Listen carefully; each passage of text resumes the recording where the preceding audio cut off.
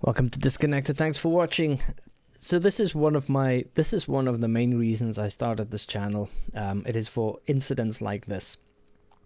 So this just came up on my feed a couple of days ago, and I thought that is a classic case of educating the population on using their time to think something through just a little bit harder. So this is the electric vehicle man. I didn't know of him until I saw this video come up on my feed, and it is a classic. It is a classic example of how people don't think something through. So I'll let him explain it. An eco-mentalist, which I'm not and never said I am an environmentalist, but let's keep going. I've made stupid decisions by electrifying pretty much everything in our life, in our house, in our transportation methods. We have an electric car instead of a petrol one, although we still have a petrol one. And we have now, of course, more recently, got a heat pump, which relies on electricity rather than the gas central heating boiler we had before. And that is by far the most common, should I say, heating system in the UK. The general premise of this thinly veiled comment dig slash, your family's going to freeze to death in winter, sort of nice YouTube thing, is that, well, what are you going to do in the event of a power cut? How are you going to drive your electric car, you moron, when there's a blackout? How are you going to heat your house and your hot water in the middle of winter when there's no power to enable you to heat the house up, to heat your hot water up? You're basically relying on a single thing, and you're an idiot. So far, so good, huh? The logic is sound. Wow. Keep listening.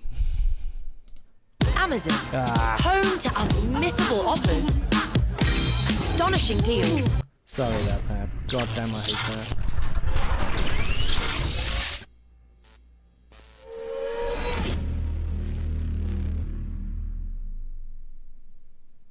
See, my thoughts are I could now point people to this video rather than copying and pasting the same response into each and every one I get, or just having to ignore them because there's so many. And I thought this would also give me an opportunity to point out a slight flaw in the logic that relying on electricity for everything is a very bad thing, because we already do. You see, let me split it up. You've got the house in one and you've got the car in the other. Let's start with the car. We have a full electric vehicle. We've had one for, I think, nearly 8 years now. But we also have a petrol car. So let's imagine a scenario where we've got 20 miles worth of range in both an electric and a petrol car. And then there's a power cut. And this would have to be one hell of a power cut, because it wouldn't just affect this house. It'd have to affect, well, miles around us, essentially, because otherwise we just use the local charging network. As reliable as it is, at least there are some out there. So essentially this has to be a big wide-scale power cut for at least several days to have any real effect. And that happens all the time in the UK, doesn't it? That aside, though, let's assume it has happened. What do we do? So to clarify for anybody who's watching from other countries, I've lived in this country for 24 years, and I've experienced two power cuts. One was about an hour, the other one was about half an hour. Power cuts are so rare in the UK, it's completely you don't even think about it, to be honest. Well, essentially, we would take our car and then find that without electricity, it cannot be fueled. There's no way of driving anymore. As soon as that 20 miles of range disappears, that's it. We're stranded. It's useless.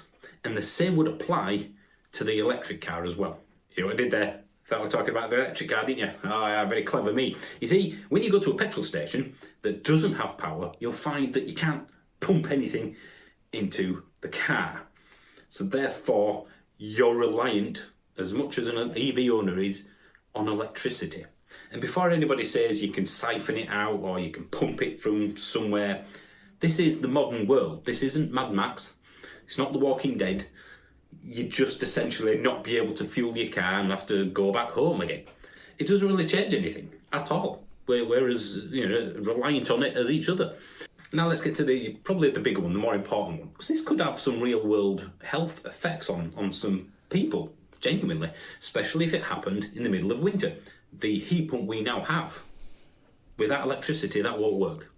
Absolutely, there's no way around it. Without electricity, the heat pump cannot do anything. It's useless.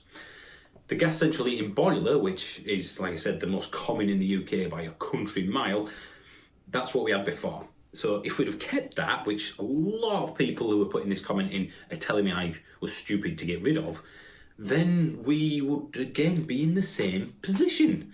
Gas boilers require electricity to run. Turn the isolation switch off next to your boiler. See how much heat comes out of it. Even though the heat's generated with gas, you're still relying on, let's face it, what everything in society is right now. What you're watching this on. Electricity. It's the key to everything. Thank you so much, Electric Vehicle Man. I will definitely, I think I've already subscribed to your channel, and I'll be watching your videos often, I can assure you. So yeah, the gas central heating, it's not just the timer that runs off electricity, it's also the starting and stopping the ignition, and it's also the pump that actually takes the hot water throughout the house, which all runs on electricity. So it makes no difference. It makes no difference whatsoever, whether you've got gas or electric. If the electricity goes out, you're screwed. Thanks for watching.